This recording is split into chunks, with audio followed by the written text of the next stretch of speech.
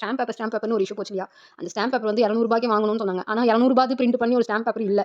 அது எனக்கு அப்புறமா தான் தெரிஞ்சுச்சு. ஸோ ரூ. 100 ஸ்டாம்ப் பேப்பர் தான் இருக்கும். அது 2ஆ வாங்கணும். அதுதான் நம்மளுக்கு இம்பார்ட்டன்ட். ஒண்ணுல வந்து நம்ம பிரிண்ட் பண்ணுவோம். அந்த ஃபார்ம் உங்களுக்கு நான் சென்ட் பண்ணல. அந்த பிரிண்ட் பண்ணுவோம். இன்னொன்னு வந்து பிரிண்ட் பண்ண மட்டும் டு பி கன்டினியூட் அப்படின்னு போட்டு போயிடுவோம். பிரிண்டிங் ப்ராசஸ்க்குமே நான் தனியா செலவு பண்ணேன். ரொம்ப அதிகமான செலவு தான். இந்த ஒர்க் நம்ம ஸ்டார்டிங்ல போற செலவு வந்து அதிகமா தான் இருந்துச்சு. இந்த ஸ்டாம்ப் பேப்பருக்கே ஒரு 500 கிட்ட ஆயிடுச்சு. அது பிரிண்ட் பண்ணி எடுத்துட்டு வரதுக்கு. அது வந்து நான் ஈவினிங்கா போய் ஆஃபீஸ் முடிச்சுட்டு ஒரு 6 போனா 9 தான் பிரிண்ட் பண்ணி கொடுத்தாங்க. அந்த அளவுக்கு டைம் எடுத்துட்டு பிரிண்ட் பண்ணி அதை ஒரு பக்கமா சப்மிட் பண்ணி முடிச்ச உடனே அதில் வந்து விட்னஸ் சைன் பார்ட்டி சைன் இருக்கும். அதெல்லாம் அந்த ஃபார்மாலிட்டிஸ் ஒரு பக்கம் முடிச்சு அந்த ஃப்ரைடே வந்து தேர்ஸ்டே ரைட்டே ரெடி பண்ணிட்டேன். Medical certificate and contact certificate ready பண்ணிட்டேன். அண்ட் நான் டெபாசிட் எனக்கு அக்கௌண்ட் ஓப்பன் பண்ண இடத்துல டெபாசிட் நான் ரூ. 1000 டியூஸ்டே பண்ணிட்டு அந்த பாஸ்புக்குமே வாங்கிட்டேன். பாஸ்புக்ல போட்டோ ஒட்டி அந்த சீல் பண்ணி அதை ஒரு பிரிண்ட் அவுட் எடுத்து ரெடி பண்ணிட்டேன்.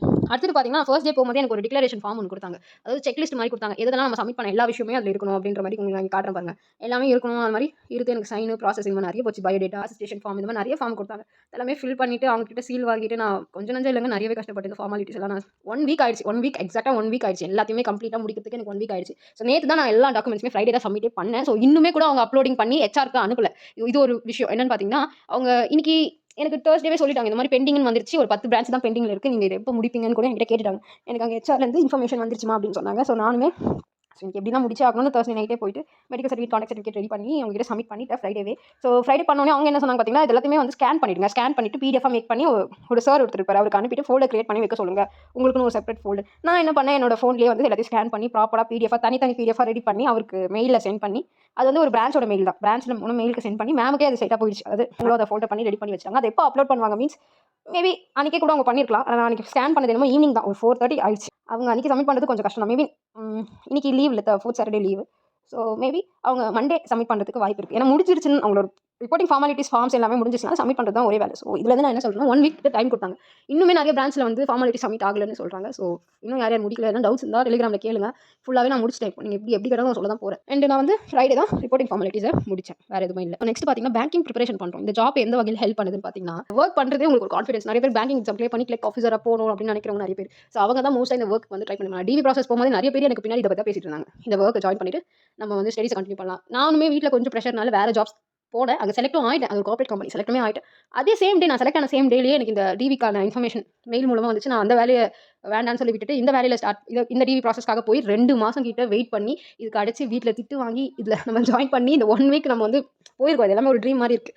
எனக்கு பர்சனலாக இது ஒரு கான்ஃபிடன்ஸை கொடுக்குது. நாங்கள் ஒர்க் பண்ண அங்கே இருக்கிற ஆஃபீஸர் கிளர்க்கை பார்த்து எனக்கு ஒரு கான்ஃபிடன்ஸ் கிடச்சி நான் பேங்க் எக்ஸாம் கிளியர் பண்ணுறதுக்கு ஒரு முதல் விஷயமா இந்த ஒர்க் எனக்கு இருக்குது. அண்ட் நெக்ஸ்ட் பார்த்தீங்கன்னா உங்களோட நீங்கள் பிஓ எக்ஸாம்ஸ்லாம் எழுத போனீங்கன்னா நீங்கள் மெயின்ஸ் கிளியர் பண்ணிட்டு இன்டர்வியூ போகும்போது நீங்கள் ஒரு ஃப்ரெஷராக இருந்தால் அவங்க உங்ககிட்ட கேட்குற கொஷின்ஸே வேறு மாதிரி இருக்கும். ஆனால் இது நீங்கள் ஒரு எக்ஸ்பீரியன்ஸ் பர்சனாக இருந்தீங்கன்னா வேறு என்ன ஒர்க் பண்ணிங்கன்னா அப்போ உங்ககிட்ட கேட்குற கொஷின்ஸே வேறு மாதிரி இருக்கும். ஸோ உங்களோட ஜாப் ரிலேட்டடாக தான் மோஸ்ட்டாக அவங்க கேட்பாங்க. அப்படி கேட்கும் போது நம்ம இங்கே எல்லாமே ப்ராக்டிகலாக படிக்கிறோம். ஒரு இன்டர்ன்ஷிப்பில் கூட நம்ம இவ்வளோ ப்ராக்டிகலாக படிச்சிருக்க மாட்டோம். என்னோட காலேஜ் டேஸில் நான் இன்டர்ன்ஷிப்பை கூட இவ்வளோ ப்ராக்டிகலாக படிக்கல. பட் இந்த ஒர்க் கனரா பேங்க் ஒர்க்கில் நான் அவ்வளோ ப்ராக்டிகலாக படிக்கிறேன். ஸோ ஒரு விஷயத்தையும் நீங்கள் வந்து ஃபர்ஸ்ட் ஆஃப் ஆல் நோட் பண்ணுங்க. ஒரு நோட் புக் வாங்கி நீங்கள் என்ன பண்ணுறீங்க, என்ன ப்ராசஸ், உங்களுக்கு லாகின் ஐடி, மெயில் ஐடி, பாஸ்வேர்ட்லாம் கொடுத்தாங்க எல்லாமே நோட் பண்ணுவீங்க. நீங்கள் என்னென்ன கற்றுக்கிறீங்களோ அது எல்லாத்தையும் அப்போ நோட் பண்ண கூட பாருங்க. மைண்டில் ஞாபகம் வச்சுட்டு நீங்கள் அதை நோட் பண்ணுங்க. ஓகேவா? நோட் பண்ணி வச்சுக்கோங்க. ரொம்ப யூஸ்ஃபுல்லாக இருக்கும். நானுமே அப்படி தான் பண்ணிட்டு இருக்கேன். இந்த ஆல்ரெடி எனக்கு இந்த நோட்ஸ் எழுதுறது ரொம்ப பிடிக்கும். ஸோ அந்த மாதிரி இதை நான் பண்ணும்போது இன்னுமே நல்லா இருக்கு. நான் என்ன கற்றுக்கிறது எனக்கு மறக்கவே மறக்காது. அந்த மாதிரி தான் இது. நெக்ஸ்ட் பார்த்தீங்கன்னா டைம் மேனேஜ்மெண்ட். இப்போ இந்த ஒர்க் நம்ம போகிறோம் 10 o'clock நம்மளுக்கு ஒர்க் ஸ்டார்ட் ஆகுது. 5 o'clockனு சொல்ல முடியாது ஃப்ரெண்ட்ஸ். கண்டிப்பாக 5:30 5:40 கூட ஆகுது சில டைம். நம்மளா போய் அவங்க அப்ரோச்சே பண்ணாலுமே அவங்க நமக்கு வேலை அசைன் பண்ணுறாங்க. ஸோ 5:30 வரைக்கும் தான் டைம். 5:30க்கு மேலே தாண்டாதீங்க. மேக்ஸிமம் அதுக்குள்ளே கிளம்ப பாருங்க. டைம் மேனேஜ்மெண்ட் வந்து கொஞ்சம் கஷ்டமாக தான் இருக்குது. அந்த 1 வீக்காக படிக்கவே இல்லை. பேங்கிங் ப்ரிப்பரேஷனே பண்ணல. இந்த 1 வீக் முன்னாடி வந்து ஒரு 2 வீக்ஸாக நான் ப்ரிப்பரேஷனே பண்ணல. எனக்கு டைமே சுத்தமாக இல்லை. எனக்கு இந்த சர்டிஃபிகேட்ஸ்லாம் ரெடி பண்ணுறதுக்கு மேக்ஸிமம் ஹவர்ஸ் போயிடுச்சு. நேற்றுமே நான் எல்லாமே முடிச்சு ஆனாலுமே என்னோட மைண்ட் வந்து ஃபோக்கஸ்டாக இல்லை. ஸோ ஃபோக்கஸ் ஆகும். கொஞ்சம் டைம் எடுத்துக்கும். ஃபோக்கஸ் ஆகணும். நம்ம ப்ரிப்பரேஷன் ஃபஸ்ட் ஸ்டார்ட் பண்ணலாம். டைம் மேனேஜ்மெண்ட் ரொம்பவே முக்கியம். டைம் டேபிள் போட்டு படிங்க. இருக்கு நெக்ஸ்ட் பிப்ரவரி நம்ம கிட்ட இந்த ஒர்க் கிடையாது. உங்களுக்கு கால் லெட்டர்லேயே மென்ஷன் பண்ணியிருப்பாங்க 22 வந்து நம்மளுக்கு ஒர்க் இருக்காது.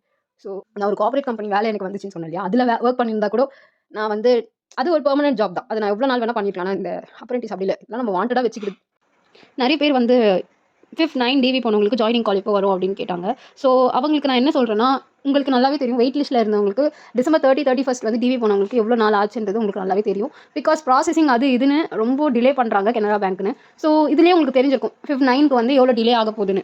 நான் அப்போவுமே இதே தான் சொன்னேன். என்னோட ஃபர்ஸ்ட் வீடியோலையுமே நான் அதான் சொன்னேன். இப்போவும் அதான் சொல்கிறேன். நீங்கள் வந்து இந்த ஜாபை பேஸ் பண்ணி மட்டும் இருக்காதீங்க. வேறு ட்ரை பண்ணுங்கள். இதை விட பெட்டராக கூட ட்ரை பண்ணுங்கள். இதையே பேஸ் பண்ணி இருக்காதீங்க. ஸோ கொஞ்சம் டிலே ஆகும். நம்ம தான் வெயிட் பண்ணி பார்க்கணும். அப்படி உங்களுக்கு ஓகேனா நீங்கள் இதுக்கு வெயிட் பண்ணுங்கள். நான் போர்ட்டலில் வந்து சர்டிஃபிகேட் அப்லோட் பண்ணல. நான் உங்களுக்கு இங்கே லைவாகவே காட்டுறேன். அது என்ன ப்ராப்ளமாக இருக்கும்னு பார்த்தீங்கன்னா MPKP வந்து டிஃப்ரென்ஷியேட் இருக்கும். ஸோ அதனால தான் உங்களுக்கு வந்து அது அப்லோட் பண்ணுறதுல ப்ராப்ளமேட்டிக்காக இருக்கும். நீங்கள் ரிஃப்ரெஷ் கொடுத்துக்கிட்டே இருந்தீங்கன்னா அது அகைன் அதே தான் ஷோ ஆக போகுது. நீங்கள் அவுட்டோர் வெளியே வந்துட்டு உள்ளே போய் பார்க்காதீங்க. அண்ட் நீங்கள் சேவ் பண்ணுற ஃபைலோட நேமை வந்து உங்களுக்கு நல்லா ஞாபகம் வச்சுக்கோங்க. ஏன்னா அந்த இடத்துல காட்டும், இந்த மாதிரி காட்டுது பார்த்தீங்கன்னா நீங்கள் என்ன அப்லோட் பண்ணியிருக்கீங்கன்னு காட்டும். ஸோ அதுக்கு தான் சொல்கிறேன், கொஞ்சம் கிளியராக அதை அப்லோட் பண்ணுங்கள். நிறைய பேர் இப்போ கனரா பேங்க் அக்கௌண்ட் வந்து ஓப்பன் பண்ணியிருப்பீங்களா, புதுசாக ஓப்பன் பண்ணியிருப்பீங்க. ஸோ அந்த அக்கௌண்ட் வந்து நமக்கு டெபிட் கார்டு அக்கௌண்ட் நம்பர்லாம் வந்தோடனே நீங்கள் போயிட்டு அந்த இது வந்து சேஞ்ச் பண்ணுவீங்கன்னா நம்ம பாஸ்புக்லேயே வந்து ஐசி கோட்லாம் இருக்கும். ஸோ நீங்கள் என்ன பண்ணுறீங்கன்னா அந்த ஆப் போட்டு திருப்பி போயிட்டு அது எல்லாத்தையுமே மாற்றிங்க. பழைய அக்கௌண்ட் இருந்துச்சுன்னா அது புது அக்கௌண்ட், இப்போ கனரா பேங்கோட அக்கௌண்ட் வந்து அப்லோட் பண்ணி மாற்றிங்க. அட்டண்டன்ஸ் எப்போ மார்க் பண்ணுவாங்க? இப்போ தான் 1 வீக் ஆயிருக்கு. ஸோ ஒரு 2-3 வீக்ஸ் போட்டோம். அவங்களே கேட்பாங்க மேக்ஸிமம். அப்படி அவங்க கேட்கலாம், நம்மளே போய் கேட்கலாம். அது வரைக்கும் கொஞ்சம் வெயிட் பண்ணலாம். அட்டண்டன்ஸ்ன்றது நீங்கள் ஒரு ஆப் டவுன்லோட் பண்ணி சும்மா நீங்கள் எத்தனை நாள் போகிறீங்க அதை நோட் பண்ணி வச்சுக்கோங்க.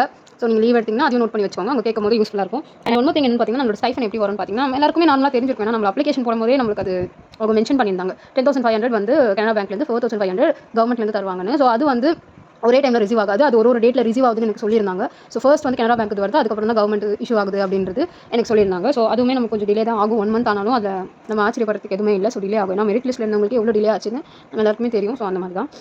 ஸோ அவ்வளோதான், இதோட இந்த வீடியோ முடிச்சுக்கலாம். நம்ம வந்து உங்ககிட்ட இன்னொரு விஷயம் என்னென்னு பார்த்தீங்கன்னா, அந்த வேலையை வந்து பிடிச்சி செய்யுங்க, பிடிக்காம செய்யாதீங்க. அப்போ தான் நீங்கள் நிறைய கற்றுக்க முடியும். நீங்கள் கற்றுக்கிற ஒரு விஷயத்தையுமே நீங்கள் ஒரு டைரியில் வந்து அதுக்குன்னு ஒரு நோட் போட்டு தயவு செஞ்சு எழுதிட்டு வாங்க. அப்போ தான் நீங்கள் உங்கள் இன்டர்வியூஸில் அது ரொம்பவே ஹெல்ப்ஃபுல்லாக இருக்கும். அப்படி இல்லைனா நீங்கள் வேறு எதனா இன்டர்வியூ போகிறீங்கன்னா கூட இதை பற்றி கேட்டாங்கன்னா ரொம்ப ஹெல்ப்ஃபுல்லாக இருக்கும். ஸோ கண்டிப்பாக நோட் பண்ணிக்கோங்க. அண்ட் இந்த ஒர்க்கை வந்து என்ஜாய் பண்ணி பண்ணுங்கள். அப்போ தான் ரொம்பவே நம்ம லைஃபுக்கு ஒரு அர்த்தமாக இருக்கும். ஸோ என்ஜாய் பண்ணி ஜாலியாக பண்ணுங்கள்.